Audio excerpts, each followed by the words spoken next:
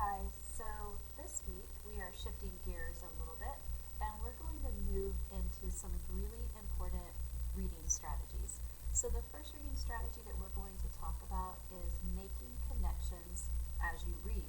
So I don't know if you've heard the word schema before, but it's a really important word for us to be aware of and know about in reading. So your schema is all of the stuff that you already know. Things you know from your own experiences, things you know from books you've read, from movies that you've watched, from friends that you've talked to. So your schema is all of the stuff that is stored in your brain.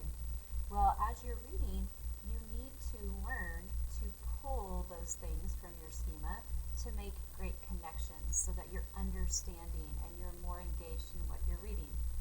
So we have three types of connections that as sixth grade readers we should be making. One is a text to self connection, and that means, this reminds me of something that's happened in my own life, or to my mom or my dad. It's a text to self connection. The next is text to text. This reminds me of this other book that I've read, or this reminds me of a movie that I saw, making a text-to-text connection. The last is text to world. You may also hear it as text to society.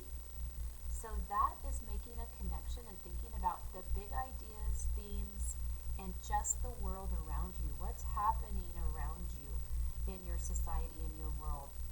So as we read, it's important that we are thinking of connections to make to deepen our understanding.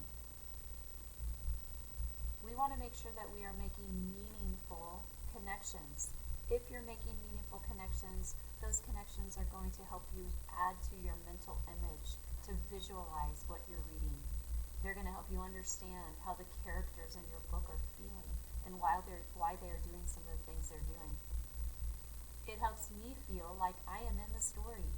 If you're making really great connections, you're going to feel like you're part of it. You're right there with those characters. It does not distract me or make me forget what I'm reading. If you're making a meaningful connection, it helps you understand.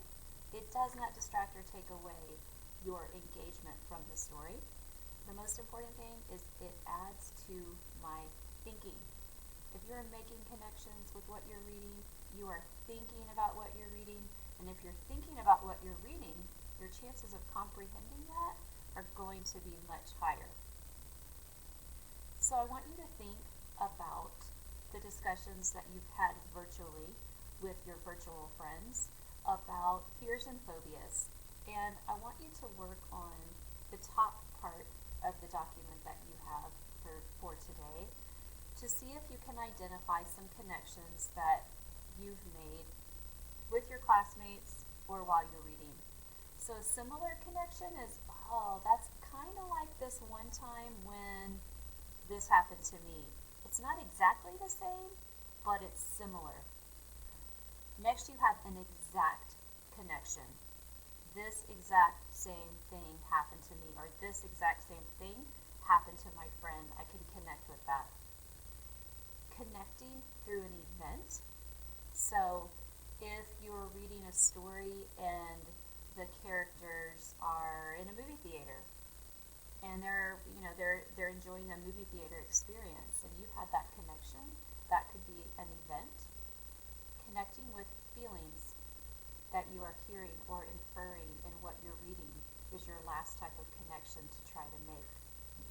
Down at the bottom, you're just going to create a short summary in the text, and you're going to talk about something that happened in the text that you can connect with. So in the text, fill in the blank something that you read, and then explain your connection that you have to that. You may get your ideas for that summary here in these boxes.